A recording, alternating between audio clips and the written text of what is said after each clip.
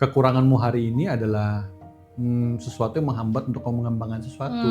Kadang-kadang dalam keterbatasan itu kan firman Tuhan ngomong nih, dalam keterbatasan itulah kuasa Tuhan itu sempurna. Betul. Dalam keterbatasan kita melakukan sesuatu itu kadang-kadang Tuhan membentuk sisi lain dalam diri kita. Jadi pada saat sisi lain ini terbentuk, maka potensi itu bisa berkembang dengan lebih baik. Jadi Tuhan itu memberikan berkat kepada yang siap, bukan hanya kepada yang mau. Jadi ketika kamu siap, berkat Tuhannya itu baru dikasih apa sudah dikasih? Sudah ada sebenarnya. Sudah ada. Tanah ditanam benih akan tumbuh. Iya kan? Gitu loh. Pohon yang rindang misalkan dia menghasilkan buah, kita tunggu aja. Ada momen musimnya datang, ya buahnya tinggal diambil. Tapi untuk mengambil buah itu butuh effort nggak?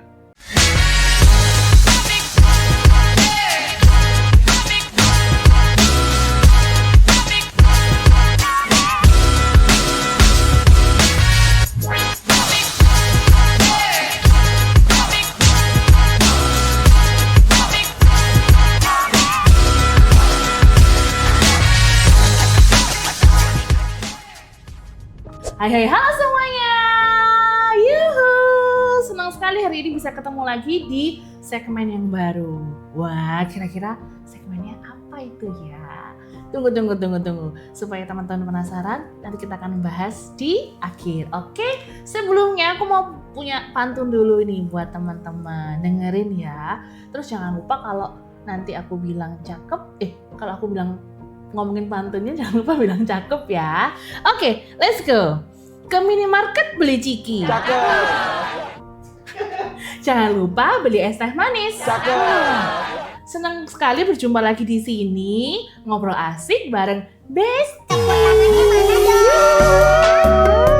Wah, seru banget. Hari ini kita bakalan ngobrol-ngobrol asik, seru bareng besti-besti semua yang ada di rumah maupun dimanapun besti-besti semuanya berada. Nah, nggak asik ya kalau ngobrol tapi nggak ada temen ngobrolnya. Jadi tenang aja, hari ini aku punya temen ngobrol yang super asik. Di sini sudah hadir besti kita, ada Ko Agus. Halo. Seru banget, heboh banget ya, heboh ya. Ya dong, harus heboh. Itu namanya kita itu penuh dengan semangat. Semangat, betul Ya, sekali. gitu ya. Nah, tadi kan aku udah ngomongin nih, kita tuh punya segmen yang baru. Segmennya ini tuh ada bau-bau tentang ngobrol-ngobrol asik gitu. Ngobrol asik aja ya. Iya dong, kita nggak Ngobrol usah, besti. kita nggak perlu ngomongin yang berat-berat karena Yang hidup berat, itu sudah cukup berat sekali, bro. Iya, betul nggak? Setuju nggak? Jadi seorang muda itu nggak yang santai-santai gitu nggak, tapi juga punya beban berat seperti pada umumnya manusia biasa ya santai kan? tapi berkualitas. Betul, Nah, betul. Oke. Nah, hari ini kita mau ngobrolin soal hal-hal yang seru nih, Ko. Apa tuh? Tentang apa ya enaknya ya? Apa-apa? Kita mau bahas tentang sesuatu yang lagi hype di anak-anak muda, di kalangan muda. Oh, Nah, apa tuh? soalnya besti-bestinya sekarang nih masih muda banget nih. Masih banyak yang muda nih. Masa termasuk saya. Iya dong, pasti dong. Ya, Kalau ya, udah ya, masuk ya. ke segmen ini berarti termasuk di kalangan yang muda Anak ya. muda. Tapi nggak menutup kemungkinan juga semua yang sudah dewasa, sudah yang mama papa, yang sudah senior lah ya. Ya, senior. Boleh juga dong gabung sama kita untuk Boleh. ngobrol-ngobrol seru di sini. Usia boleh senior, tapi jiwa harus tetap muda. Yo, imin. Soalnya kalau usia muda tuh pasti akan selalu bersemangat ya. Yes, Meskipun mau betul. umur 50, 60, kalau kita tetap semangat, kita pasti tetap muda. Muda, Mas. Karena itu adalah salah satu kunci awet muda, betul Awet nggak? muda. Setuju sekali. Setuju ya. Nah, hari ini kita mau bahas soal gimana jadi generasi anak muda yang mengerti tentang potensinya nih. Terima kasih ya, Ko ya. Sama-sama. Nah, kita mau bahas sesuatu yang lagi hype dulu nih, Ko, tentang anak muda. Nah, sekarang itu banyak banget anak muda yang ini nggak sih, kok ngikutin apa kayak di TikTok, di YouTube, banyak sekali kasus-kasus kayak bullying ya. Ya nggak sih, Ko? Banyak Iya, banget iya, yang iya. kayak anak-anak muda itu mereka tuh kayak merasa nggak tahu arah mau kemana, jadi apa, misalnya kehilangan identitas gitu nggak sih? Benar nggak sih, Ko? Sama kayak hari ini saya nggak diperkenalkan identitas saya siapa kan gitu. Sama. Jadi ya nggak apa-apa juga sih gitu. Lupa. Ya, saya merasa dibully sebenarnya, tapi ya udahlah ya. Mohon maaf ya. Soalnya saya agak grogi sedikit ini ya. Jadi, oke, Besti kita kenalan dulu ya sama Besti kita satu ini. Besti kita satu ini tuh bernama kenalan diri atau saya kenalin? Silakan. Aku punya teman ngobrol yang super asik. Di sini sudah hadir Besti kita. Ada Tuh, kan itu sudah bilang ada Ko Agus di sini, ya kan? Ya, betul.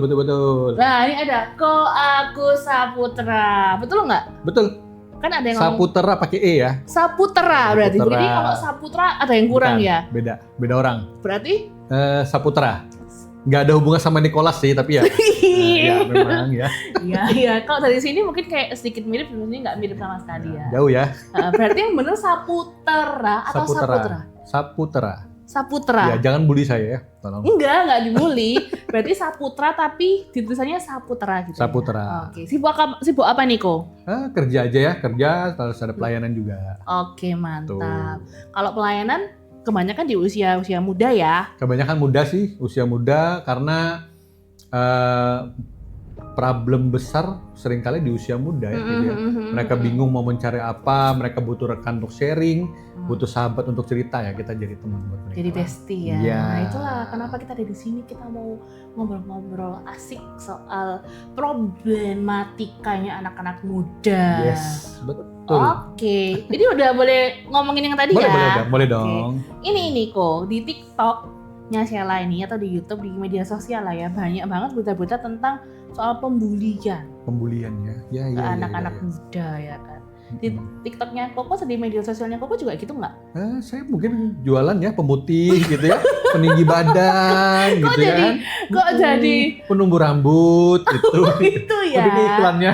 Tapi Koko ngikutin nggak kasus-kasus yang lagi rame sekarang ya kan? Cukup sedih ya, karena melihat ternyata ada cukup banyak kejadian-kejadian yang mungkin saya nggak tahu ya, Sheila mungkin sama saya pernah mengalami juga di masa-masa itu, terus sampai sekarang tuh nggak selesai. Terus ada pembulian itu dan mungkin bisa lebih parah dari masa lalunya kita ya, gitu ya. Nah, jadi itu jadi satu kesedihan juga, jadi satu pergumulan. Gimana sih kita bisa bantu mereka ya, supaya mereka tuh pada saat mereka dibully, mereka tuh bisa tetap fight, tetap survive di kondisi itu dan bisa membalikan keadaan, bukan membuli kembali, tetapi mereka bisa menunjukkan bahwa yang kamu bully itu adalah orang-orang yang punya kualitas yang baik, orang-orang yang bisa menjadi penolong bagi orang lain di masa depannya. Soalnya apalagi itu mereka masih menempuh pendidikan juga ya kan. Betul. Dan pasti kan harapannya semua orang tua itu pasti menyekolahkan anaknya untuk menjadi yang lebih baik. Lah ini kok malah kebalikannya gitu loh, malah dia itu jadi pelaku, betul. Yang melakukan sebuah pembulian, malah yang lebih sedihnya lagi korbannya juga itu juga satu fakultas sama mereka gitu loh. Itu kan mungkin ada problematika yang anak-anak muda zaman sekarang itu yang membuat akhirnya muncullah hal-hal seperti itu tadi gitu. Iya, betul. Kalau di masanya Ko Agus sendiri dulu pernah nggak ngalamin yang kayak gitu-gitu? Wah, sering ya dulu dari zaman SD dibully karena mungkin ada perbedaan suku gitu ya, dibully. Kemudian secara fisik juga mungkin saya punya kekurangan yang tidak bisa saya tutupin, akhirnya jadi bahan pembulian buat di mata mereka gitu ya. Ya cukup struggle posisinya. Jadi waktu itu sampai ya nilai di sekolah jelek, sampai ke nilai punya juga temen, ya Ko ya. Mereka main bola, saya nggak diajak gitu. Jadi ya cukup sedih pada saat itu. Jadi banyak banget ya, memang macam-macamnya. Nah, biasanya itu kok hal-hal itu tersebut tuh mungkin karena banyak anak-anak generasi zaman sekarang itu mungkin kurang tahu ya apa yang menjadi kelebihannya, menjadi kekurangannya, sehingga ketika kita tidak bisa memunculkan sebuah kelebihannya kita, jadinya itu tadi dibully itu tadi. Nah, sebenarnya kalau menurut Ko Agus itu potensi diri atau kelebihan diri itu sebenarnya bisa kita ketahui nggak sih? Sebenarnya bisa. Cuman yang sebelum kita masuk kepada bagaimana tentang potensi diri, lebih baik bagaimana tentang membangun nilai diri. Waktu kita itu punya nilai, maka kita tuh tahu nih siapapun yang membuli kita, kalau itu tidak sesuai dengan nilainya kita tidak akan respon. Seperti Hmm. dia misalkan memanggil satu nama misalkan, kalau itu bukan nama saya, dia manggil misalkan namanya adalah Bejo misalkan gitu. Nama saya bukan Bejo, nilai saya adalah Agus, dia panggilnya Bejo, ya saya tidak akan menoleh.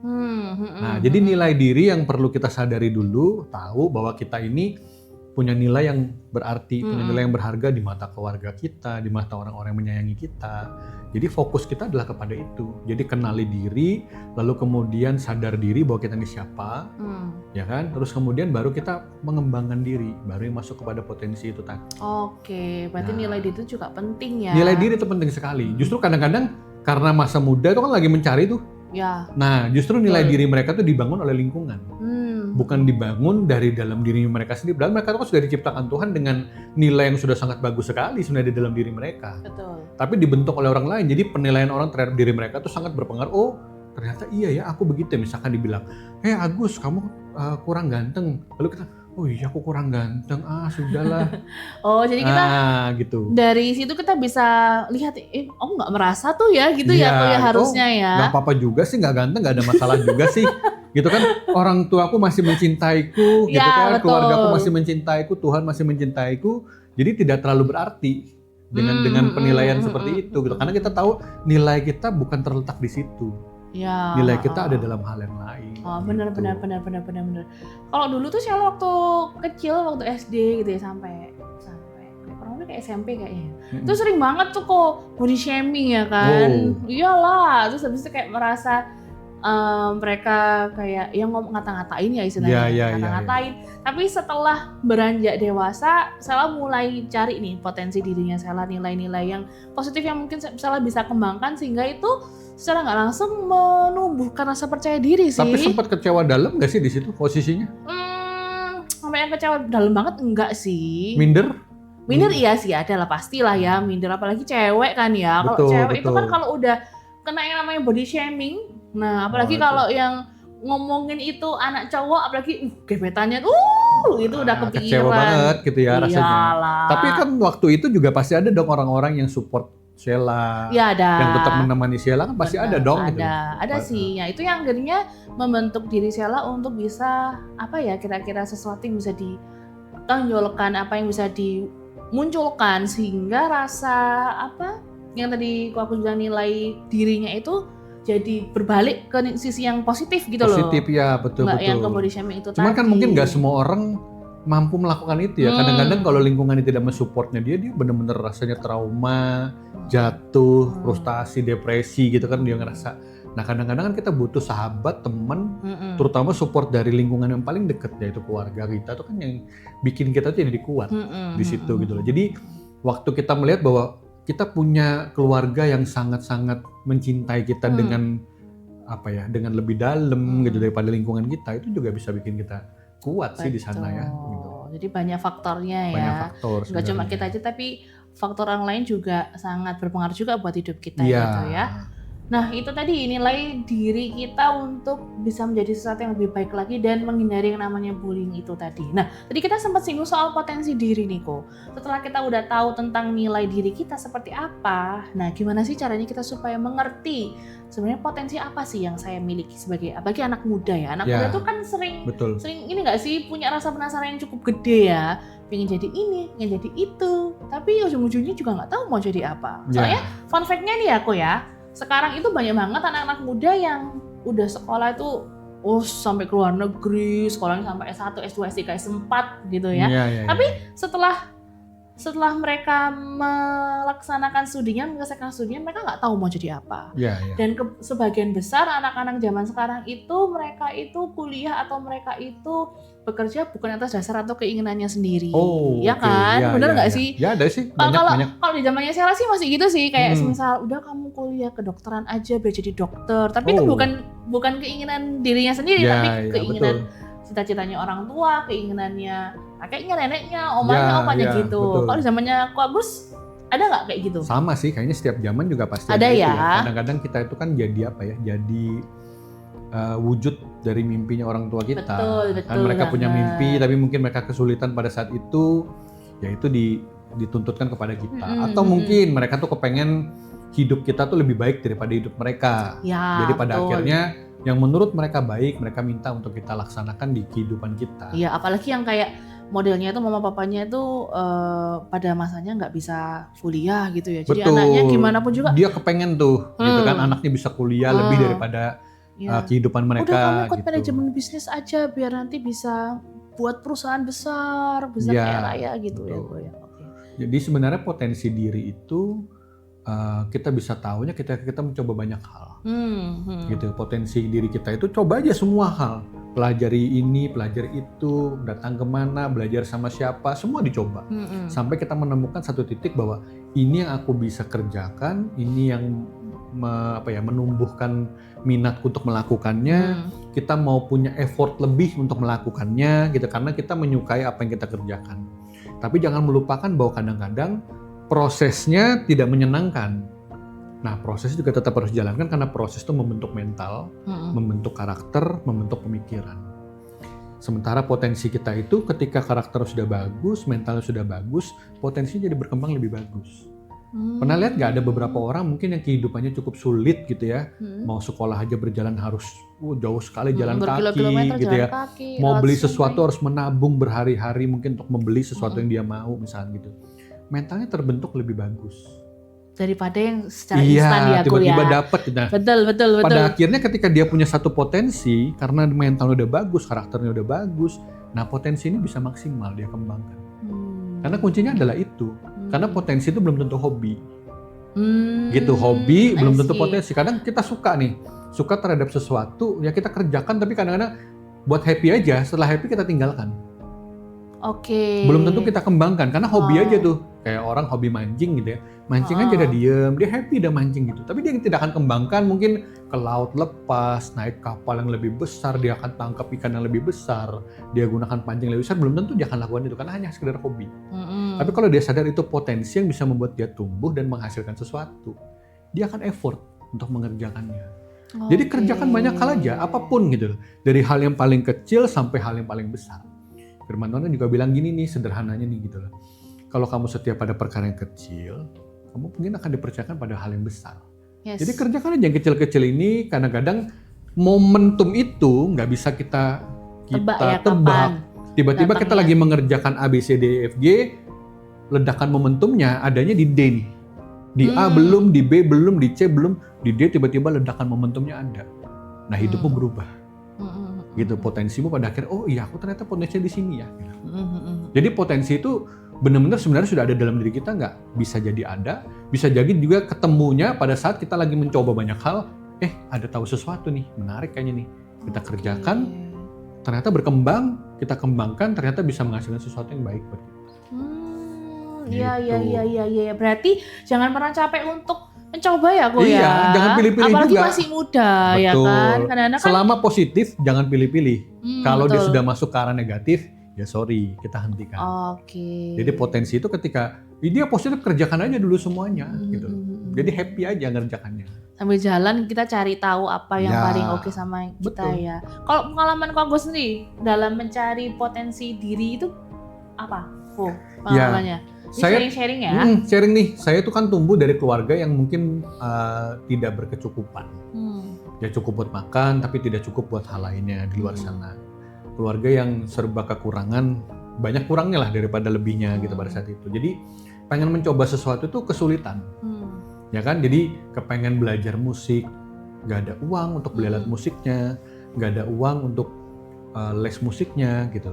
Kepengen belajar komputer, nggak punya komputer. Saya baru dapat pelajaran komputer itu di kelas 3 SMA. Gitu kan, serba terbatas semuanya. Tapi karena saya itu suka untuk mencoba banyak hal, mengejar banyak hal, jadi coba semua. Setelah mencoba semua, menemukan lagi, oh ternyata aku bisa main musik kok. Waktu kapan? Di gereja. Gak punya alat musik. Akhirnya datang ke gereja. Pakai yang ada di gereja ya? Iya, di gereja. Ya? Jadi mau pakai alat musik di gereja kan nanti pada saat sudah jemaat pulang semua, baru alat musik nganggur, baru kita coba-coba. Jadi setelah jemaat pulang, saya bantu bersihkan gereja, nyusun kursi, lalu kemudian nyoba keyboard. nyoba gitar, nyoba drum. Semua Ternyata, dicoba ya? coba yang mana yang aku suka ya, yang mana yang benar-benar bisa aku kembangkan dengan maksimal nih gitu. Setelah dicoba semua, oh ternyata ada 2 atau 3 alat musik yang bisa nih kayaknya dikembangkan nih. Apa tuh? Nah, salah satu misalnya yang pertama saya pelajari kan gitar. Gitar. Alat musik yang paling gampang ditemukan karena tidak butuh colokan listrik, misalkan gitu salah satunya gitu. Di hampir semua gereja punya pasti gitar akustik. Kita coba kita pegang, kita genjreng. Oh, ternyata bisa nih, tapi tanganku sakit banget ya gitu ya. Ya kan, tapi karena ternyata tumbuh effort dong. Nyoba gitar sampai tangannya bengkak-bengkak gitu, sampai ngelupas-ngelupas, ya kita lakukan. Pada akhirnya, oh ternyata aku bisa main gitar nih. Apakah potensi ini kemudian menghasilkan langsung? Oh enggak, ternyata. Saya belajar gitar tuh SMP. Saya baru benar-benar sadar bahwa saya punya potensi itu dan bisa menghasilkan buat saya waktu saya kuliah. Jadi prosesnya cukup lama ya? Panjang. Belajarnya waktu SMP dipakai cuma sekedar buat festivalan, genjreng-genjreng sama teman-teman nongkrong. Waktu kuliah setelah saya kuliah kalau nggak salah ya, waktu kuliah saya masih sambil belajar. Selesai kuliah ada problem keluarga yang cukup besar lah. Lalu kemudian saya harus cari uang. Ya kan, cari uang. Pada akhirnya, oh saya bisa main gitar nih. Gimana kalau saya ngajarin gitar? Ternyata bisa. Gitu. Setelah ngajarin gitar, saya dapat uang dari situ, saya bisa hidup, bisa makan. Karena keluarga saya di luar pulau tidak sanggup untuk membiayai saya kembali. Akhirnya ini yang bisa saya lakukan untuk menghidupi kehidupan saya. Jadi ternyata potensi itu saya kembangkan, lalu kemudian potensi itu bisa menghidupi saya. Jadi coba aja semua, saya nggak tahu yang mana nih yang bisa menghasilkan. Yang kan paling momentumnya nggak tahu. Ya, gitu loh. Saya nggak punya komputer, tapi saya suka belajar. Akhirnya apa yang saya lakukan? Saya datang ke toko buku murah, saya beli buku komputer, saya baca. Komputernya nggak ada. Saya baca dulu aja. Setelah dibaca, ada uang buat beli, baru ini dipraktekkan. Jadi potensi belum tentu fasilitasnya ada. Kadang fasilitasnya nggak ada, tapi di dalam diri itu sudah meluap-luap tuh potensinya. Kepengen kita kembangkan. Gitu. Jadi coba aja semua hal dulu yang mana nanti yang benar-benar, ini cocok nih. Baru kita akan kembangkan lebih maksimal. Tapi kalau di awal kita udah pilih-pilih, ya pada akhirnya kita membatasi diri untuk sebuah mujizat itu terjadi dalam kehidupan kita. Kan sayang. Sulit ya? Sulit. Benar-benar. Gitu. Nah, ini ada menarik nih kok dari pembicaraan tadi di awal sampai yang Ko Agus ceritain soal pengalamannya Ko Agus. Berarti buat besti-besti yang ada di rumah atau dimanapun besti-besti berada itu jangan pernah berkecil hati ketika kita itu memiliki momen kita merasa kurang atau kita nggak bisa punya waktu atau kita nggak punya biaya contohnya gitu ya Ko. Tapi justru dari proses itu malah kita bisa mengalami sesuatu hal yang luar biasa. Betul, gitu ya Ko ya. Betul. Soalnya itu ada juga yang instan sudah disediakan, semuanya sudah serba ada, lengkap, tapi kita nggak tahu harus mengembangkannya seperti apa. Benar nggak sih Ko? Betul. Banyak banget yang kayak gitu dan banyak juga yang anak-anak muda sekarang itu kayak ya udah coba ini ternyata belum sampai akhir, belum istilahnya kalau orang itu belum sampai kayak bener-bener ngerti udah ditinggal duluan. Kurang apa ya? Kurang militan ya Ko ya istilahnya ya nggak sih? Banyak murid saya begitu sih waktu saya ngajarin gitar karena yang seneng anaknya main gitar sebenarnya orang tuanya. Dipaksa anaknya untuk belajar gitar. Saya ajarin. Gak bisa-bisa karena memang bukan jiwanya di sana, potensinya bukan di situ, tapi orang tuanya kepengen dia bermain itu. Saya tanya alasannya kenapa dia harus bermain itu? Supaya anaknya lebih lembut. Suruh belajar main piano dong gitu. Anaknya sukanya main drum. Oh gitu. Gimana dong gitu loh. Nggak nyambung ya. Nggak nyambung, anaknya jiwanya potensinya adalah di main drum, orang tuanya kepengen dia mainnya piano. Saya ajarin piano nggak bisa-bisa. Kenapa? Bukan karena dia nggak bakat, memang minatnya nggak ke situ. Minatnya adalah dia ke arah main drum yang bentuknya adalah groove, pukulan, gitu, ritme. Dia lebih suka ke sana. Nah, jadi seringkali kita ngelihat bahwa potensi itu nggak berkembang bukan karena faktor yang cukup jauh dari dalam dirinya. Ya karena kadang-kadang ya memang minatnya bukan ke situ, ke arah yang lain gitu. Tapi dipaksa orang tuanya untuk supaya anaknya lembut. Saya bilang kalau anaknya lembut ya jangan dimarahin terus. Ya kan lembut dong anaknya nanti gitu. Iya benar. Gitu. Berarti penting juga ya. Nah ini kan bener kan, ini nggak cuma buat besi-besi yang muda-muda, tapi buat orang tua juga ada bekal ya. Betul. Ketika kita punya anak, kita dikasih kesempatan untuk belajar sesuatu, kita harus tahu benar-benar potensinya itu maunya ke arah mana. Kayak tadi itu anaknya sukanya soal main drum. Main drum, tapi Ya. disuruhnya malah main gitar. Orang tuanya malah nyuruh dia main piano, Main piano. gitu, lesnya piano gitu kan. Ya nggak ketemu memang posisinya gitu. Sampai berkali-kali Ya. latihan pun juga nggak akan masuk Betul, tuh ya. tapi paling tidak kan dia tahu, oh main piano tuh begini, oh kuncinya begini, oh mengembangkannya begini. Meskipun dia tidak akan mengembangkan lebih maksimal. Tapi paling tidak kalau dia tahu waktu dia main alat musik yang lain, dia akan jauh lebih baik gitu loh. Benar. Intuisi musiknya akan lebih baik di sana. Oke, kita hari ini belajar banyak banget ya. Yang pertama tahu tentang nilai diri dulu. Betul, nilai Baru diri. yang kedua kita mengembangkan potensi yang Iya, bisa kita temukan betul. dari pengalaman-pengalaman kita untuk mencoba dan menghargai dan mengembangkan Iya, betul. gitu ya.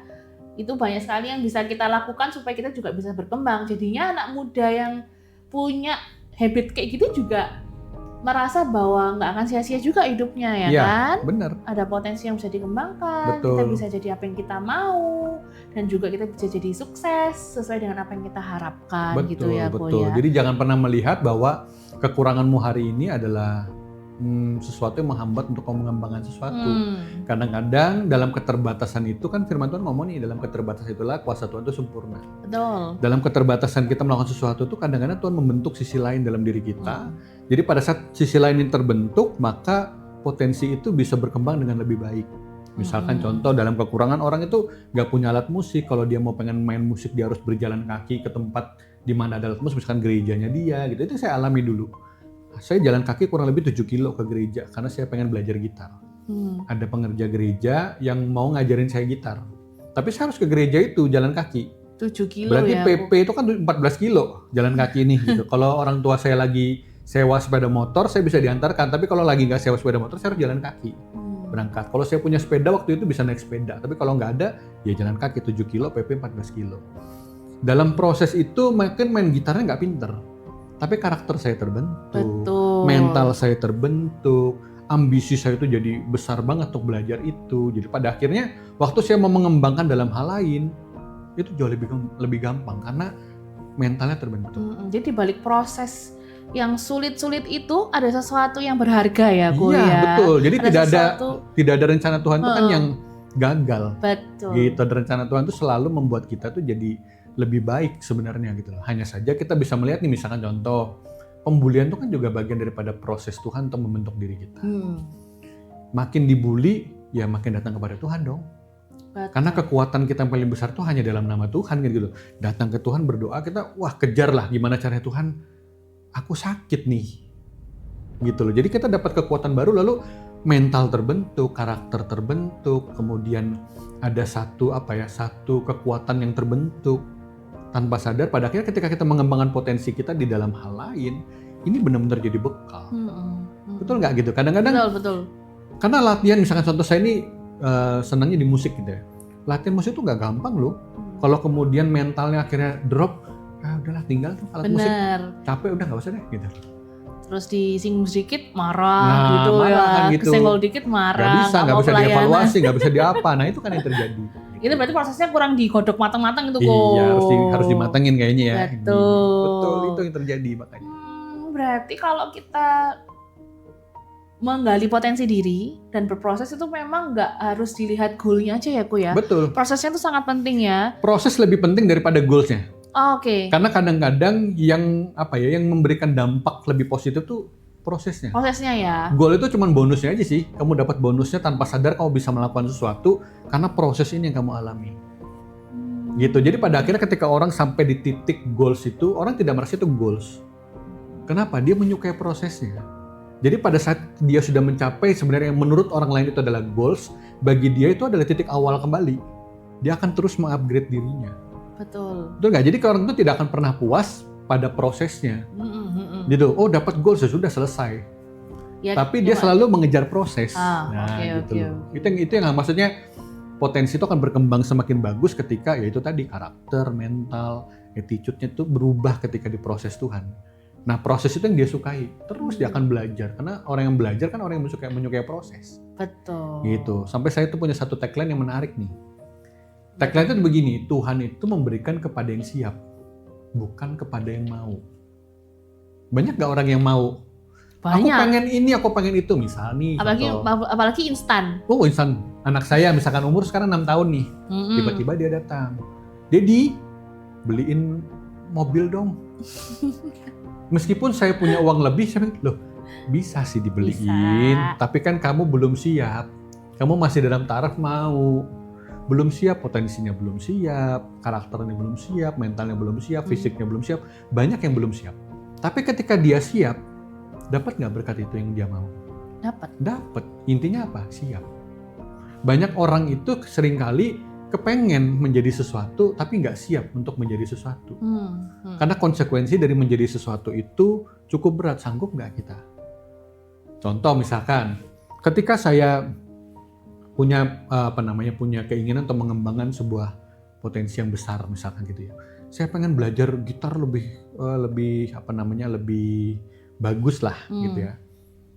Ada keinginan besar di situ, tapi ternyata dananya saya nggak siap, sakitnya saya nggak siap, waktunya nggak siap, nguliknya nggak siap, mentalnya nggak siap.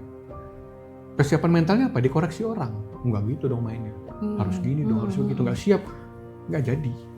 Udah dikoreksi terus, salah mulu di mata lu, kayak gitu kan, ditinggal. Iya. Nah, jadi akhirnya nggak akan berkembang. Jadi Tuhan itu memberikan berkat kepada yang siap. Bukan hanya kepada yang mau. Jadi ketika kamu siap, berkat Tuhannya itu baru dikasih apa sudah dikasih? Sudah ada sebenarnya. Sudah ada. Tanah ditanam benih akan tumbuh. Iya kan? Gitu loh. Pohon yang rindang misalkan dia menghasilkan buah, kita tunggu aja. Ada momen musimnya datang, ya buahnya tinggal diambil. Tapi untuk mengambil buah itu butuh effort nggak? Butuh. Iya dong. Kita harus ngambil kursi mungkin supaya bisa naik ke atas sana. Atau memanjat pohonnya berarti butuh keahlian, butuh keberanian, butuh nyali, butuh mental untuk naik ke atas pohon lalu mengambil buahnya. Ya kan, kalau nggak siap dengan itu semua, ya itu buah kan terus bergantung, diam aja. Kenapa cuman aku mau buahnya, tapi nggak mau usaha. Diliatin doang gitu ya, nah, berharap. Sama kayak potensi kan, aku mau bisa main gitar, tapi nggak mau sakitnya, nggak mau disiplinnya. Nggak mau nguliknya, nggak mau macam-macam, ya pada akhirnya nggak jadi apa-apa. Betul. Nah itu problem yang sering kali kita temukan di lingkungan. Jadi pada akhirnya ketika kita sadar nilai diri kita, sadar potensi kita, sadar kita harus mengembangkan sejauh mana, tahu apa yang akan terjadi kalau kita mengikuti prosesnya, ketika ready dengan itu semua, ya Tuhan siap memberkati kehidupan kita sih. Gitu.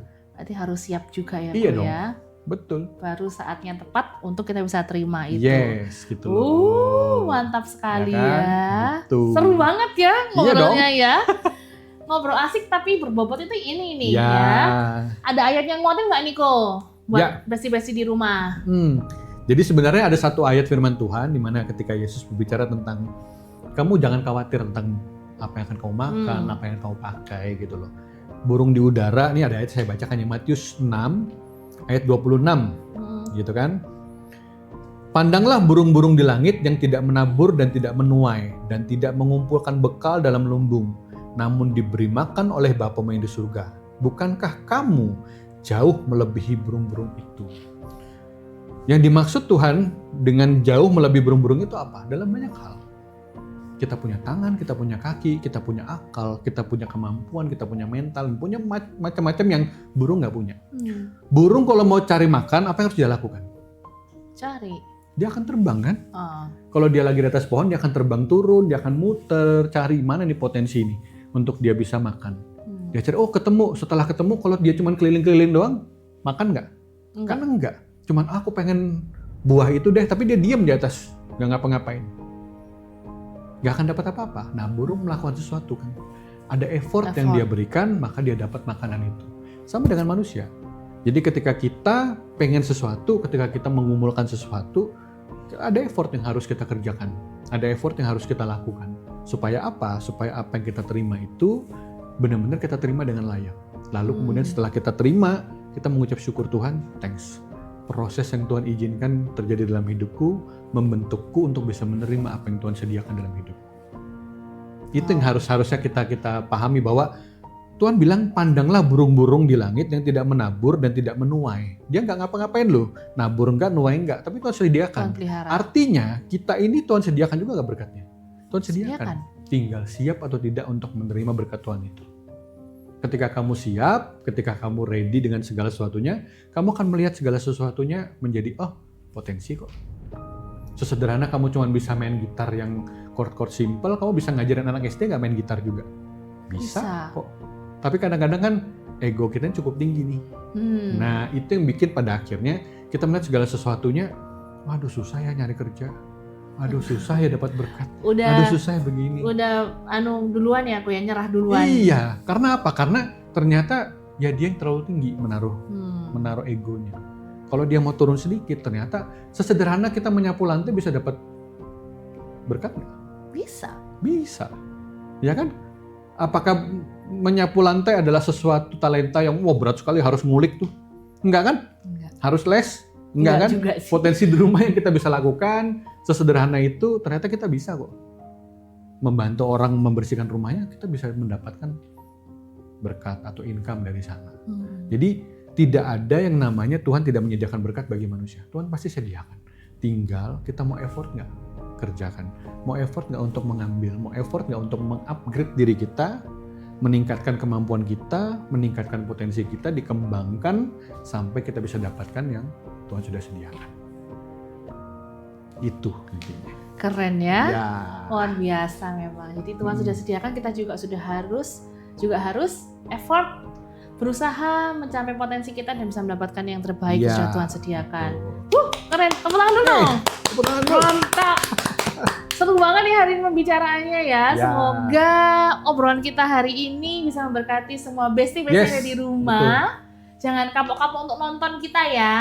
Karena ini kita mesti akan berlanjut di segmen-segmen yang berikutnya. Nah, kalau teman-teman punya topik-topik seru yang bakalan bisa kita buat topik buat ngobrol, boleh chat kita, nanti bisa DM di Instagramnya Menara Doa Kasih, atau bisa chat di kolom komentar supaya kita bisa bahas-bahas bersama-sama dan kita bisa ambil sesuatu yang bermakna juga buat hidup kita. Oke, terima kasih Kak Agus. Thank you. Terima kasih bestie-bestie yang ada di sana. Sampai bertemu lagi di episode-episode berikutnya. Bye-bye. God bless you.